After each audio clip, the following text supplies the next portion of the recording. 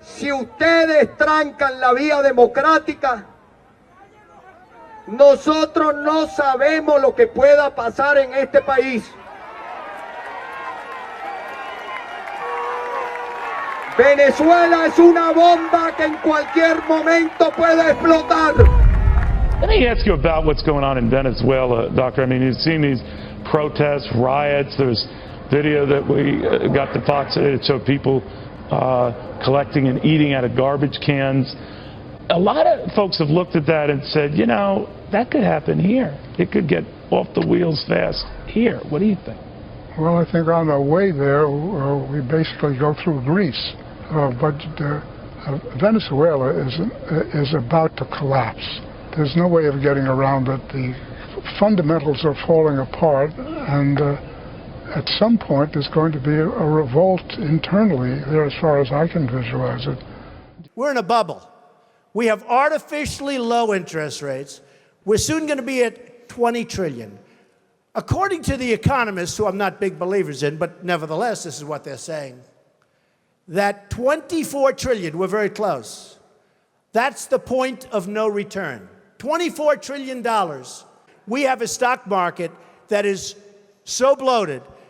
Be careful of a bubble, because what you've seen in the past might be small potatoes compared to what happens.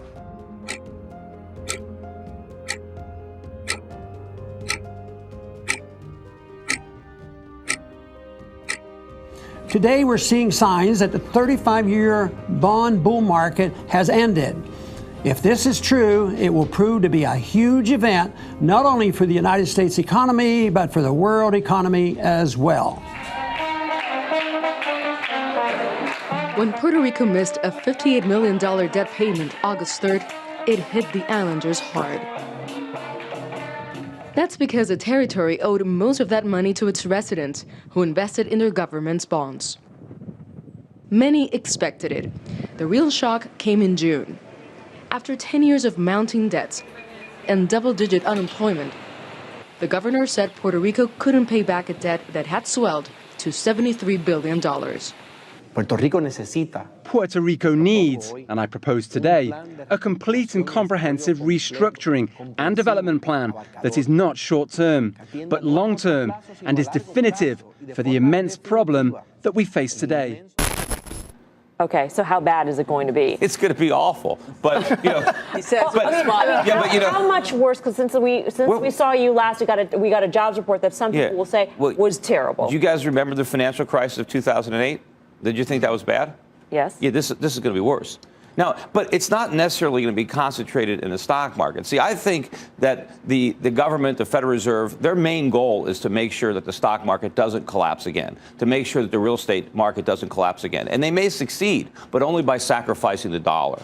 And so we're going to a currency crisis. And this crisis is going to be much bigger than a financial crisis. The impact it's going to have on the average American, on his standard of living, on his way of life, is going to be much more profound. And sure, people won't lose as much money in their stock portfolio, but if they try to sell their stocks and spend the money, the purchasing power that they lose is going to be much greater than what was lost in 08. And of course, 08 gave way to a huge comeback in 2009. So we got saved. We're not going to have that kind of reprieve again.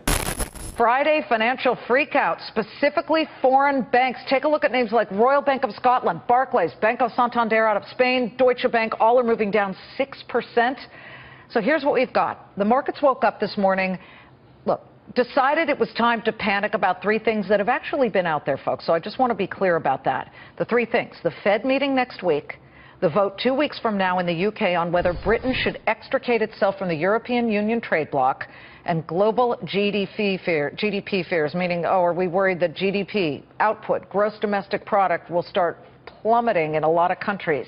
But it's bond yields around the world that are cracking. So this statement, if this isn't drama rolled into massive superlative wrapped in fear, I don't know what is. But let's call it a major warning from the top market player, Bond King Bill Gross of Janus Capital, tweeting out, global yields lowest in 500 years of recorded history. $10 trillion of negative rate bonds. This is a supernova that will explode one day. In fact, look, we wanted to put this together for you. You may not own German boons or UK gilts, which is the bond in the United Kingdom, but they are dropping precipitously. In fact, Germany's 10-year fell about 42%. It's about to go negative. You got the UK 10-year bond called the gilt hitting a record low going back to the early 90s. And of course, the 10-year Japanese government yield's already negative. Folks, that means that people are paying the government to hold their money just for the promise of getting some of it back. And we begin with that breaking news. Walmart announces it's going to close 269 stores worldwide, 154 of them in the United States. Among them, 3 Sam's Club warehouse stores in our area will be closing. That's Seekonk, Warwick, and Fall River. It is going to impact 10,000 workers in this country. The Sam's Club closures are 3 of 269 store closures worldwide in the Walmart family. Customers like Arthur Outland tell us they're disappointed. I've been a Sam's Club member for years, so I just love coming here. We've learned 16,000 associates will be affected worldwide. 10,000 of those are here in the U.S. Walmart says it hopes to relocate many of the affected employees to nearby stores. If that's not possible, the company says it will give associates 60 days of pay with severance packages for some employees. The CEO of Walmart released a statement saying, in part, closing stores is never an easy decision, but it is necessary to keep the company strong and positioned for the future. Tensions have risen in Venezuela since the government of President Nicolas Maduro issued several decrees to save energy. The extraordinary measures include 4-hour rolling blackouts and imposing a 2-day work week. The president says the blackouts are an emergency measure. Water levels at the dam that provides 75% of the country's electricity are at record lows due to a severe drought caused by the El Niño weather pattern. The 2-day work week is already disrupting life for many. Venía a mi cita de pasaporte. Edgar Febrero learned the hard way when he tried to renew his passport. No government employees. Decepcionado. I'm disappointed and angry, he says. They're systematically destroying the country. Daily life for the average Venezuelan goes well beyond inconveniences. We've seen food shortages, medicine shortages, now basic services, electricity, even water, that is not reaching a big portion of Venezuela's population. Add to that the highest inflation rate in the world, which has made the bolivar, the local currency, lose 98% of its value on the black market since Maduro took office in 2013.